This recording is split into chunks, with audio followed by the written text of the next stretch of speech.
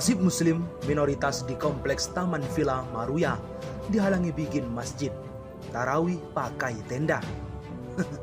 Saya harus melakukan penegakan hukum yang tegas terhadap model seperti ini. Tidak ada gigi mundur, maju terus. Miris, sungguh miris.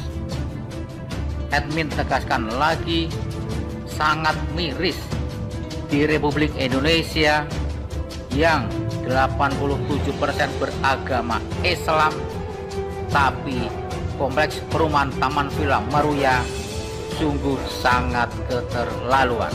Perumahan Taman Villa Maruya, bagaimana tanggung jawabmu? Apakah kau mau eksklusif dengan orang-orang seetnismu? Apakah kau pula ingin meniru kebijakan Cina Tiongkok di mana melarang warganya untuk sholat dan mendirikan masjid? Cina Tiongkok sangat jahat terhadap Muslim Uighur. Apakah itu yang kau tiru, wahai Taman Villa Maruya? Saya juga berbicara sini tadi, juga berkoordinasi dengan para tokoh. Tidak semena-mena langsung masuk masjid ambil mic, tidak. Tapi jika Bapak tidak mengundangkan ini, apa yang saya sampaikan, siapa yang duluan tadi akan saya ambil. Saya orang muslim, Pak. Ibu bapak saya haji.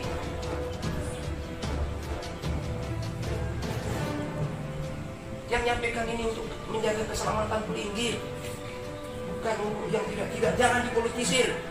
Oh, ini permainan orang luar agama Islam. Tidak. Karena virus ini tidak mengenal itu Islam, itu Kristen, itu Hindu. Kalau dia sudah hinggap, dan dia kena pejabat siapapun dia.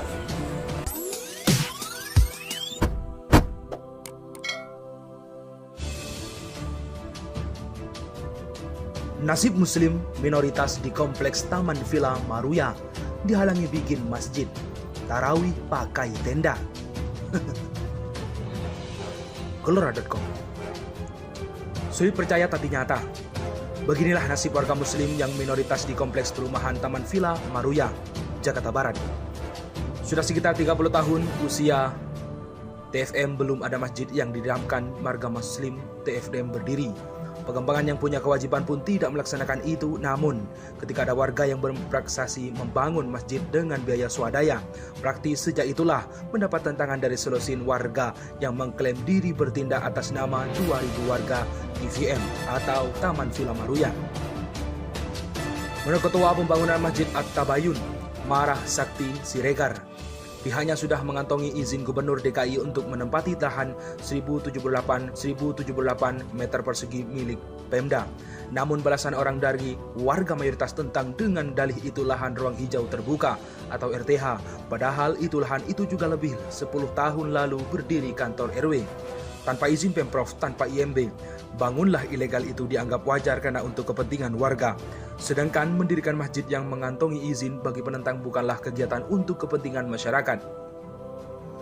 Gubernur DKI juga tidak ujuk-ujuk terbitkan izin. Gubernur DKI terlebih dahulu menempuh proses untuk perubahan zonasi itu menjadi coklat. Begitu istilahnya. Terlebih dahulu meminta perangkat daerah melakukan kajian itu sejak makan waktu sekitar tahun baru Gubernur keluarkan izin. Cerita Marah Sakti.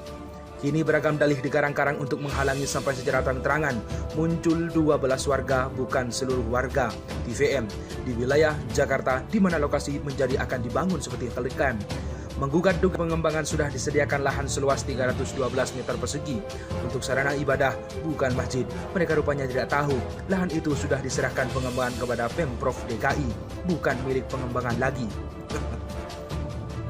Prakarsa pembangunan masjid ini muncul 2 tahun lalu pada tanggal 3 November 2019. Panitia masjid mengadakan sosialisasi kepada seluruh perwakilan warga, langsung mendapat tantangan. Muncul selisih pendapat Ketua RW TVM yang notabene Ketua Paguyuban Warga TVM Irjen Pol pun Dr. Burhanuddin Andi menangani. Marah Sakti menunjukkan tonsi rapat dan foto-foto suasana pertemuan yang menunjukkan Hartono. Pengacara kantor Hartono hadir tapi belakangan putar balikan fakta dengan mengatakan tidak ada sosialisasi. Tengah malam dua pihak capai kesepakatan masing-masing dipersilahkan mengurus izin. Warga yang menghendaki lahan bakal masjid di Blok D seluas 312 meter silahkan mengurus izinnya ke Pemprov DKI dengan syarat akan ada penambahan luas lahan sekitar 1000 meter persegi supaya bisa dibangun sebuah masjid jami digunakan untuk sholat Jumat.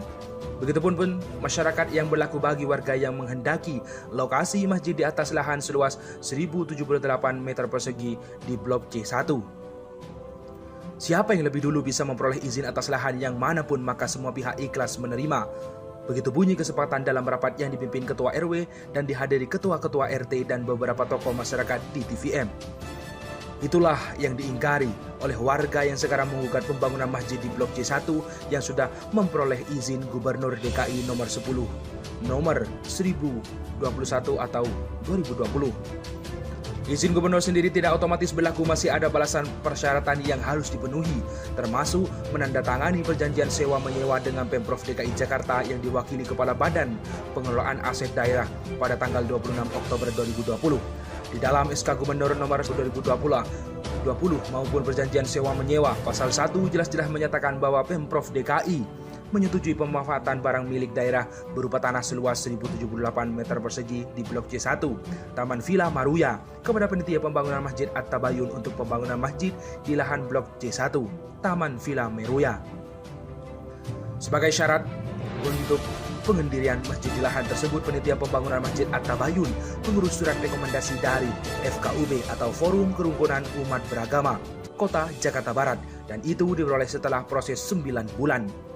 SK Gubernur tentang pemberian izin pemanfaatan lahan untuk menjadi tersebut kini digugat oleh sekitar 12 warga, 6 orang domisili Tenggarang, termasuk diantaranya para pengurus RT di luar Ketua RW dan 1 Ketua RT TVM ke PT UN atau Pengadilan Tata Usaha Negara. Mengingat warga Muslim, TVM memerlukan ruang ibadah.